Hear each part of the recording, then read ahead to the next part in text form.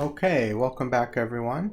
In this segment, we're going to talk about the very important topic of rolling without slipping.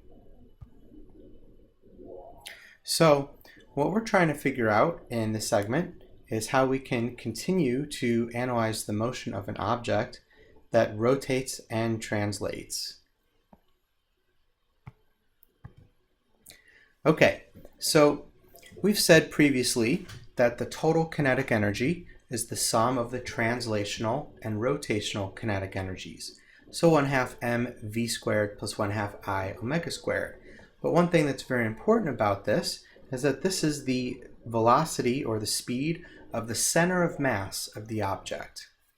And when a body is rolling without slipping, another equation that is true, which we'll look at closely in a moment, is that the velocity of the center of mass is equal to omega times r.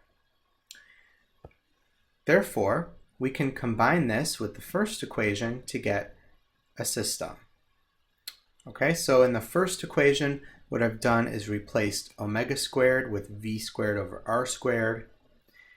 And in the second one, I've replaced v squared with omega squared times r squared. So it really depends on whether you're trying to solve for v or whether you're trying to solve for omega.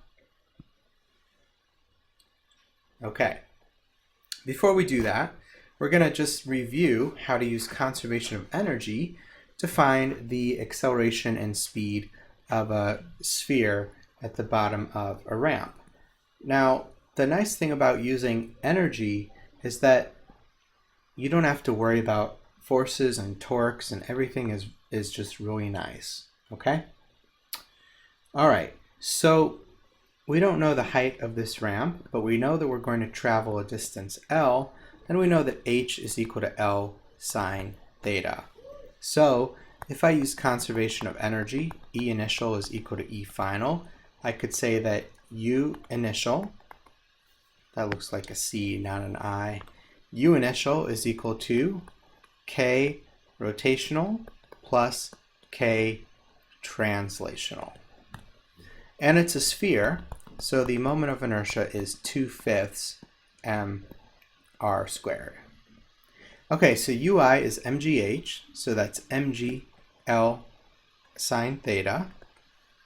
Rotational kinetic energy will be 1/2 I times omega squared, but because we want the linear acceleration and the linear speed, let's use the fact that omega squared is v squared over r squared. Okay, so omega is v over r, so we can plug that in. And then translational will just be 1/2 mv squared. Okay, so r squareds will cancel here, and as a matter of fact, all these m's will cancel too, and so will those two. Okay, so you'll have gl sine theta is equal to 1/5 v squared plus 1/2 v squared, and that common denominator is going to be 10, so that's equal to 7/10 v squared. So that means that v is equal to 10/7 gl sine theta square root. Okay, now if you think about what would happen if it wasn't rolling, this wouldn't be 10/7 right here, it would actually just be 2. Okay, because we would just have 1/2 mv squared being converted into potential. So the effect of the rotation is effectively to slow down the object's translation. Okay, and to find the acceleration, well, v squared is equal to v initial squared plus 2al. V initial is 0. V final is 10/7 gl sine theta, and that's equal to 2al. So the l's are gone. We just divide by 2. So we will have 10/14, which is 5/7, g sine theta. And we actually found this in a previous problem. Cool. Okay, so conservation of energy can be easier. Okay, so now what does it mean? So let's see.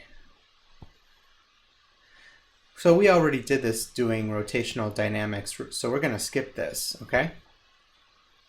And we're actually going to go on to talking about how we get from sliding to rolling. Okay? So it turns out that we're still actually in part 4. Okay? So there will be no part 5 on sliding to rolling. How do we get from sliding to rolling? Well, the first thing to try to understand is that rolling is actually translation plus rotation. So if you look at the first diagram here, this is pure translation, no rotation at all. All points on an object travel with the same VCM. Okay, so all points have the same VCM and no omega. Okay, pure rotation, let's get a different color here. Okay, pure rotation is that all points have the same omega, and that omega is equal to V over R. Okay, now the center of mass, by definition, doesn't have an omega, okay, because it's at a position of R. Okay, so that means that the top is traveling to the right with omega R, and the bottom is traveling to the left with omega R. And if we put those together, then we get translation and rotation. So the top is actually going to be 2 times the velocity of the center of mass. The middle will be 1 times the velocity of the center of mass, and the bottom will actually be 0. So translation and rotation will cancel out. So in other words, an object is kind of pivoting about the point of contact at the bottom. Okay? And so what we do is we think about all points instantaneously rotating about the point of contact P here between the object and the surface. And the top is rolling with twice the speed of the center of mass, and the bottom is momentarily at rest because it's static friction that's causing this motion. Okay, so this is a little bit involved, so we'll go through this step by step. So how do we get from sliding to rolling? Well, for example, think about a bowling ball. It starts by sliding, and eventually that turns into rolling. If we have friction mu and distance d, how do we do it? So as it slides, kinetic friction acts to oppose its motion. Okay, so we're going to write F equals ma and V equals V initial plus AT. Eventually, it's going to roll without slipping, so only static friction will apply. And this will not slow the ball down any further since it's not acting over any displacement. Static friction just acts momentarily. So we will write torque equals I alpha, and omega is omega initial plus alpha t. And then the key point is that when we get rolling without slipping, V equals omega r. And then we simply combine our equations to solve this.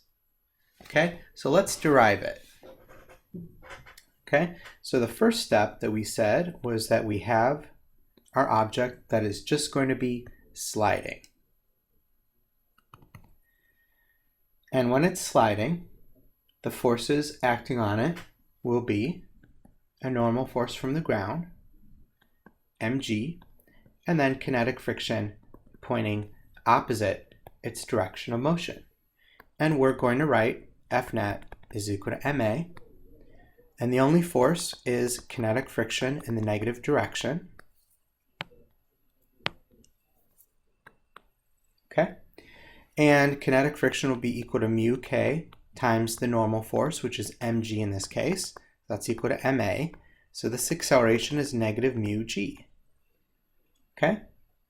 And that means that v final will be v initial plus at, okay? Or v final equals v initial minus mu gt. So hold on to that thought. Now, let's look at the case where it is purely rolling. Let's do rolling in blue. Okay, so there it is. Maybe it got bigger. And it's still moving with the center of mass speed to the right, and this is also center mass speed, VCM. Okay, and now it has friction going this way, which is now static friction, causing it to rotate, and gravity and the normal force are present but don't contribute any torque.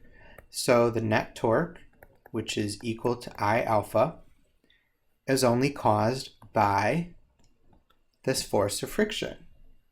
And that's equal to 2/5 mr squared times a over r, which we've seen a lot. But actually, instead of writing this as a over r, something we haven't done is to leave this as alpha.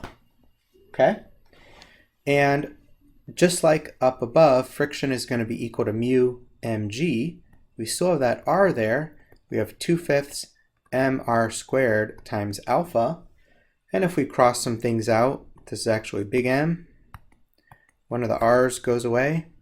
We are going to get that alpha is 5/2 g over r. And if we plug that into omega final equals omega initial plus alpha t, omega initial is 0 because it wasn't rotating at first. We're just going to get that omega final is equal to alpha t. So it's 5/2 g over r times t. So that's going to be omega final. Now, what's the key ingredient for figuring out what happens? Let's see if this color works. Oh, that's not bad. The key ingredient is that v of the center of mass is equal to omega times r.